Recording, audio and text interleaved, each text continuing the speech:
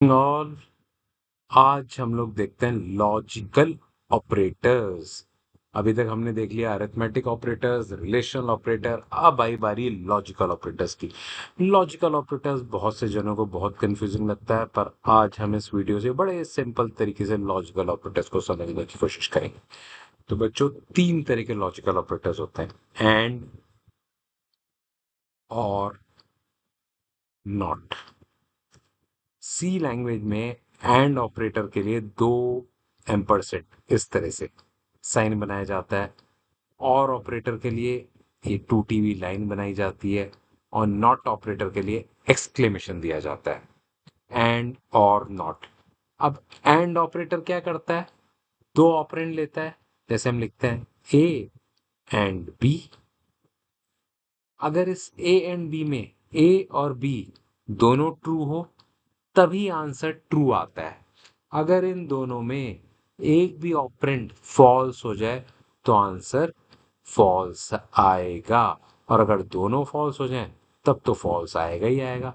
और रिमेंबर, सी लैंग्वेज में ट्रू का मतलब वन और फॉल्स का मतलब जीरो आउटपुट में। और यहां पर जब ऑपरेंड होता है तो ट्रू का मतलब एनी नॉन जीरो और फॉल्स का मतलब जीरो। ये चीज अगर आप याद रखोगे तो कभी गलती नहीं होगी कि सी लैंग्वेज में any non zero is treated as true and false is treated as zero.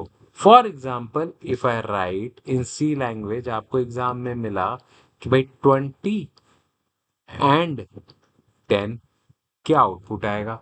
अब लोग कहते हैं यार ये क्या 20 एंड 10 में एंड लगा दिया।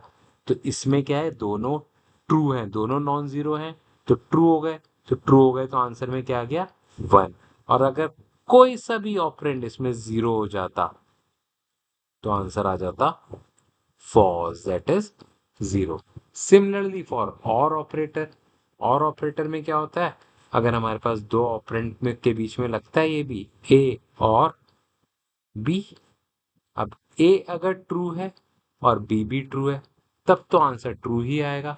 इसमें क्या होता है, अगर दोनों में से एक भी ट्रू हो जाए तब भी ट्रू आ जाता है। In case any one is true we get true, but if both are false then answer is false. So in case of or operator, if any one operand is true, answer is true. For example, 0 or 5, answer will be true, or 0 or 0, answer will be false. तो और operator में दोनों में से एक भी true होने पे ट्रू मिल जाता है। Not operator is a unary operator.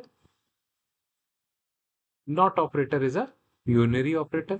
ये बड़ा मजेदार ऑपरेटर होता है। ये क्या करता है? ट्रू को फॉल्स कर देता है, फॉल्स को ट्रू कर देता है। Not of true is false and not of false is true.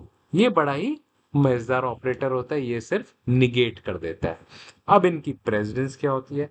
So not operator is a unary operator. Remember it has got highest precedence. ये अरिथमेटिक से भी पहले आता है। प्लस, मल्टीप्लाई, मॉड इसके बाद आते हैं। उसके बाद प्लस माइनस, उसके बाद less than, greater than, less than equal to, greater than equal to, और फिर डबल इक्वल्स टू। और इन सब के बाद आपका एंड ऑपरेटर आता है, और एंड के बाद आपका और ऑपरेटर आता है। एंड ऑपरेटर की प्रेजेंस आपके और ऑपरेटर से ज्यादा होती है, तो एंड ऑपरेटर पहले और ऑपरेटर बाद में। So this is the precedence rule. Now, depending upon the precedence rule, again we can solve any expression. For example, if we write an expression 2 plus 5 less than 1 and 10, ये लिखा हमने, तो कैसे solve होगा? सबसे पहले तो अरिथमेटिक ऑपरेटर होगा, तो 2 प्लस 5 7। अरिथमेटिक के बाद रिलेशनल होगा, तो 7 लेस देन 1 एंड 10। अब 7 is less than 1, this is true और फॉल्स। कैसे सॉल्व होगा? पहले लेस देन सॉल्व होगा। तो 7 इज लेस देन 1, ये ट्रू है या फॉल्स है? ये तो फॉल्स है, तो ये हो जाएगा 0, 0 एंड 10। तो 0 is false, false and 10, answer becomes false. तो आंसर क्या आ गया? 0। इस तरह से इन एक्सप्रेशंस को सॉल्व करा जाता है। The tip is again in case we have any logical operator, relational नहीं भी है, कोई सा भी लॉजिकल ऑपरेटर अगर आपके क्वेश्चन में आ गया है, क्वेश्चन में आ गया, कोई सा भी आ गया है, तो आंसर सिर्फ दो ही पॉसिबल है, या तो ट्रू या फिर फॉल्स। तो घबराने की जरूरत नहीं है। बड़े से बड़ा एक्सप्रेशन आप सॉल्व करोगे, आंसर या तो ट्रू आएगा या फॉल्स आएगा। सिर्फ प्रेसिडेंस का ध्यान रखोगे, बॉडमास रूल का कोई कॉन्सेप्ट नहीं है, सिर्फ प्रेसिडेंस का याद रखोगे।